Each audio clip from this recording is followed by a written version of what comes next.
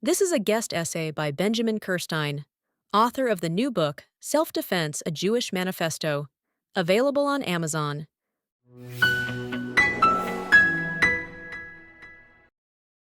The remarkable spectacle of actor Javier Bardem unleashing an expletive like Free Palestine at the Oscars 2 weeks ago matched with a previous photo of him wearing an impossibly large keffiyeh, ironically matched with a no doubt expensive designer suit, while raising his fist with murder in his eyes, can only put one in mind of one of the most disturbing and dangerous phenomena of our time, the rise of terrorist chic. Put simply, the adulation and adoration of terrorism, whether the state terrorism of Iran and Hamas, or the lone wolf terrorism that plagues the Jewish community and the West in general, is now all but ubiquitous. It is fashionable and, as such, has become a fashion statement, embodied above all in the keffiyeh itself, the checkered swastika, the scarf of death that is a universal symbol of so-called Palestinian resistance to the existence of another people. Atrocity has become glamour, and as a result, Western civilization is in danger. This, it must be said, is not new. Some decades ago, the great Soviet dissident Alexander Solzhenitsyn said, "There is now a universal adulation of revolutionaries. The more so, the more extreme they are." Similarly, before the revolution, we had in Russia, if not a cult of terror, then a fierce defense of terrorists. People in good positions, intellectuals, professors, liberals, spend a great deal of effort, anger, and indignation in defending terrorists. At another point, he noted, quote, "Not a single family driving to an airport can be sure that it won't be gunned down by some fighter for someone or other's freedom. No one can be sure that he'll get to the end of the street safe and sound. But terrorists can be sure. Public opinion guarantees that their lives will be safe, that their cause will be given publicity, and that they will be held in decent confinement. That is, until other terrorists come and rescue them. A society for the protection of terrorists, indeed. There was such a society in Russia before her collapse. We too have trodden this fatal path." The moral glamour of terrorism among certain classes, especially the privileged classes, may not be new, but it has gained immense momentum over the past 25 years. It began perhaps on 9/11, when millions of anti-American and anti-Semitic radicals the world over thrilled to the mass slaughter of thousands and the decimation of a symbol of the demonic capitalism and imperialism they so despised. Silently, Osama bin Laden became a hero to many, and, if not that, at the very least a figure of sympathy and admiration. A bold warrior against the American-Israeli empire. However, terrorist chic exploded in full after the October 7th massacre, when thousands, if not millions, took to the streets across the U.S. and the West in general to celebrate the slaughter, accuse Israel of all manner of crimes before any military response had been undertaken, intimidate and attack Jews, and generally conduct themselves like demons. At that moment, the checkered swastika and innumerable other symbols and performances of terrorist chic, including openly genocidal symbols and chants, became not simply normalized but fashionable. Performative activism became performative terrorism. Terrorism pursued at another level, the level of the spectacle. This terrorist chic has now been extended to Iran, with Javier Bardem himself proclaiming "no to war," meaning the war against Iranian terrorism, the Iranian terrorist state, and a studied hatred of the current conflict with Iran, which is viewed as a monstrous assault on noble resistance to the United States, Israel, and, of course, the Jews. As Solzhenitsyn warned, all of this may be prelude to something far more dangerous, monstrous, and evil. The rise of terrorist states in the West, the subversion and destruction of Western democracy as a whole. No free society, after all, can survive the emergence of a pro-terrorist consensus. If this is the endgame of terrorist chic, then it is imperative above all to understand it. There are likely several reasons behind the rise of terrorist chic. First, there's the fact that the terrorist lives in a state of nature, without constraints of law, morality, or indeed anything resembling the civilized world. This behavioral chaos may be terrifying, but it also has immense appeal, especially to sated and bored denizens of wealthy societies. It promises a kind of Nietzschean freedom in which the terrorist becomes the Superman for whom God is dead, and therefore everything is permitted. The terrorist, to his admirers, exists beyond good and evil.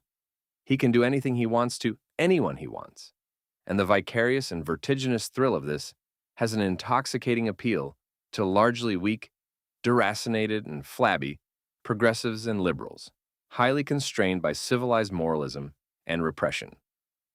Thus, the terrorist becomes a romantic figure, able to purge all passionate emotions in the most violent way, promising catharsis to those who, perhaps unconsciously, desperately need it and cannot find it in the usual narcotics, such as drugs, pornography, and squishy middle-class liberalism and progressivism. The scrupulously moral and law-abiding bourgeois always longs, deep inside, to be a criminal. This thrill of cathartic nihilism is embedded deep in the human psyche. Human beings have a strong streak of sadomasochism in them and take deep, if often unconscious, pleasure in the spectacle of violence, humiliation, and atrocity. The more violent, humiliating, and atrocious, the better. There is immense pleasure taken in both inflicting and submitting to the most horrific acts. Hence, one imagines, the euphoric celebrations of the October 7th massacre. In recent years, there have been few acts more horrific, and Hamas consciously made a spectacle of it by assiduously filming the entire thing. Such images could not but induce the profoundest pleasure in repressed sadomasochists, and to perform this pleasure must be, on some level, one of the most basic motivations behind terrorist chic. Along with pleasure, however, comes fear. While flabby liberals and progressives may take some pleasure in the breakage of their middle-class morality by the terrorist, they also feel the terror itself. They know they are weak and vulnerable for all manner of reasons, and would stand no chance against someone given to nihilistic and genocidal atrocity in its targeting of the innocent and the unarmed. After all, terrorism is simply genocide in slow motion, and the lovers of terrorist chic know quite well that, unlike Israel, they have no means whatsoever of defending themselves should they become its target. As a result, support for terrorism and its performance in terrorist chic becomes an illusory means of self-defense. By satisfying the terrorist through support, terrorist chic proffers the delusion that the despairing middle-class activist can protect themselves. They can exempt themselves from the threat of becoming a victim. This may be a delusion, but it is a powerful one, and the neurotic belief in it is profound. In the face of this, the reality, proven again and again, that the vicarious supporter of terror is always the first against the wall if the terrorists find themselves victorious, means nothing and wields no power. Everyone, after all, wants to feel safe and secure, especially when they are not safe and secure. In this case, cowardice leads to a deal with the devil. Equally powerful is the sense of shared ideals. By and large, the lovers of terrorist chic agree with the terrorists. They loathe the U.S. and Israel and believe that horrendous violence against both is eminently justified. I recall reading, shortly after October 7th, a post by a Jewish woman whose friend said to her, "What do you think decolonization looks like?"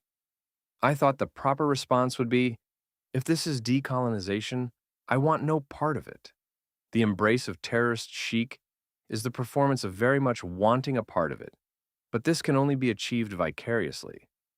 On the part of performers of terrorist chic, then, the terrorist deserves a certain admiration. He is seen as an idealist, just like them, who is willing to go all the way, to pursue his ideals by any means necessary. Thus, the terrorist becomes purer and nobler than flabby middle-class activists. They feel shame in the face of the terrorist's supreme dedication and will even unto death and murder, and feel, ironically, that it is morally incumbent on them to support the morally bankrupt, to embrace the Nietzschean void. Finally, there is a strong element of perverted empathy. That is, the performer of terrorist chic believes that terrorism is, in and of itself, a cry of pain. It is a plea for recognition, sympathy, and aid prompted by unbearable suffering. To the performer of terrorist chic, terrorism is religion as described by Karl Marx. It is the sigh of the oppressed creature, the heart of a heartless world, and the soul of soulless conditions. It is the opium of the people. Terrorism, the performers believe, is the salve of the anguished, and they must help administer the analgesic. This, coupled with a culture of Western guilt over racism, imperialism, and other historical sins, fuels an impenetrable sympathy for the devil. By a kind of terrible logic, this leads the performer of terror chic to absolute sadism. He believes that the more horrendous and brutal terrorism becomes, the louder the cry of pain. Thus, October 7th was not a series of horrific war crimes, but an indication of the unthinkable extent of Palestinian anguish. Once extended to the rest of the world, once the Intifada is globalized and extended to all terrorist atrocities, this perverted empathy is maximized. The worse terrorism gets, the more sympathy it demands, and the more the performer of terrorist chic sinks into the moral depths. Terrorist chic is monstrous in and of itself, but perhaps its most monstrous quality is how supremely dangerous it is, especially to any democratic society. As Solzhenitsyn noted, popular support, and especially elite support, for terrorism paved the way for the rise of the Soviets, who imposed a regime of institutionalized terror. The terrorist is always a psychopath, and thus the systematic nihilism of terrorist chic allows the psychopaths to rise. With them comes all the murder and tyranny that racked the 20th century and now rack the 21st one. What this means is that, in its essence, terrorist chic is murderous hypocrisy. In the name of empathy, morality, freedom, and indeed democracy, it annihilates all four. The liberation it seeks and supports is a toxic liberation, the liberation of man to do anything, no matter how monstrous, with the assurance that large swaths of democratic society will support it. As has been proven again and again over the past century, no civilization, and especially no free civilization, can survive this. It must, by terrible necessity, destroy itself. The West has already gone a long way toward destroying itself, but terrorist chic represents a threat that cannot, under any circumstances, be survived. Ennui, deracination, atomization, and other corrosive phenomena can be overcome by supreme effort. Renaissance is always possible. What cannot be overcome, however, is absolute nihilism, the embrace of the void, and the rise of performative murder and suicide to power. Political trends in the West, including in the United States, indicate that this rise is already underway. Not only the minions in the streets, but powerful institutional forces, especially higher education, have embraced terrorist chic, and in several countries, performers of it like U.S. politicians Zoran Mamdani, Alexandria Ocasio-Cortez, Rashida Tlaib, Ilhan Omar, and others have either attained power or are cravenly appeased by the powerful. It is entirely possible, in fact, that terrorist chic will soon complete its takeover of Western left-wing movements, like the Democratic Party, and be only one election away from the immense powers of the presidency.